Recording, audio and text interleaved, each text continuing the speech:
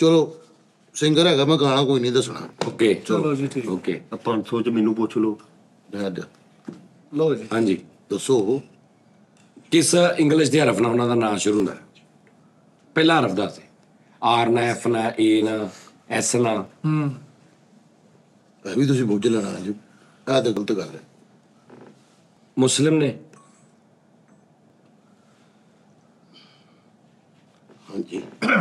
Indian ਨੇ? ਨਹੀਂ। 2 ਹੋ ਗਏ। ਓਕੇ ਜ਼ਿੰਦਾ ਨੇ? ਠਹਿਰ ਜਾ। ਤੂੰ ਨਹੀਂ ਪੁੱਛਣਾ ਭਾਈ ਠਹਿਰ ਮੈਂ। ਜਾ। 2 ਹੋ ਗਏ। ਜ਼ਿਆਦਾ ਗਜ਼ਲ ਦੇ ਵਿੱਚ ਮਸ਼ਹੂਰ ਨੇ ਜਾਂ ਪਲੇਬੈਕ ਸਿੰਗਿੰਗ ਫਿਲਮਾਂ ਦੇ ਗਾਣਿਆਂ 'ਚ? ਫਿਲਮੀ ਗਾਣਿਆਂ 'ਚ ਨਹੀਂ ਹੈ। ਗਜ਼ਲ 'ਚ ਜ਼ਿਆਦਾ ਮਸ਼ਹੂਰ ਨੇ? ਨਹੀਂ। ਕਵਾਲੀ 'ਚ? ਨਹੀਂ। 5 ਹੋ ਗਏ ਨਹੀਂ, ਉਹ ਸਵਾਲ। ਕਿਸੇ ਵੀ ਪਾਸੇ ਮਸ਼ਹੂਰ ਨਹੀਂ, ਗਾਉਂਦੇ ਵੀ ਆ ਕਿ ਨਹੀਂ ਕਿ ਛੱਡ ਗਾਉਂਦੇ ਗਏ? ਆ, ਗਾਉਂਦੇ ਹੈਗੇ ਆ। 5 ਹੋ ਗਏ ਸਵਾਲ। ਅੱਛਾ ਠਹਿਰ ਜਾ। ਅੱਜ ਵੀ ਅਗਰ ਮੈਂ ਪ੍ਰੋਗਰਾਮ ਕਰਨਾ ਚਾਹਾਂ ਉਹਨਾਂ ਨੂੰ ਬੁਲਾ ਸਕਦਾ? ਜਦੋਂ ਮਰਜ਼ੀ ਹੋਵੇ। ਇਹ ਹੋ ਗਏ। ਅਸ਼ਰਫ ਹਸਨੀ? ਨਹੀਂ ਨਹੀਂ। ਅੱਛਾ ਕਿੰਨੇ ਹੋ ਗਏ? 6। 6। ਠੀਕ। ਫੈਸਲਾਬਾਦ ਦੇ? ਹਾਂਜੀ। 7। ਇੱਥੇ ਰੱਖ ਤੁਸੀਂ ਮਾਰ ਕੇ ਦੰਦ ਕੱਢ ਤੁਸੀਂ ਦੇ। ਬਹੁਤ ਕੋਲ ਆ ਗਏ ਹੋ। ਇੱਥੇ ਰੱਖ। ਸਿੱਧੇ ਫੈਸਲੇ।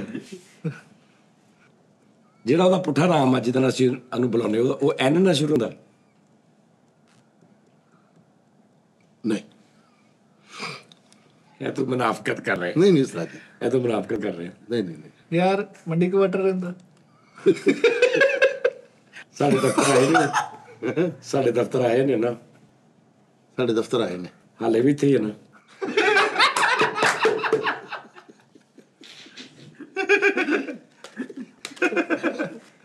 ਨੋਨੀ? ਨਹੀਂ ਸਰਾਜੀ, ਸਲਮਾਨ? ਬਹੁਤ ਬਹੁਤ ਕਰੀਬ ਹੋ ਤੁਸੀਂ। ਸਲਮਾਨ? ਨਹੀਂ ਉਹਨੇ ਕਿਹਾ ਮੰਡੀ ਕੁਆਟਰ। ਹਾਂ ਬੱਟ? ਹਾਂ ਨੋਨੀ ਚੈਨੀ। ਕੀ ਬਾਤ ਹੈ।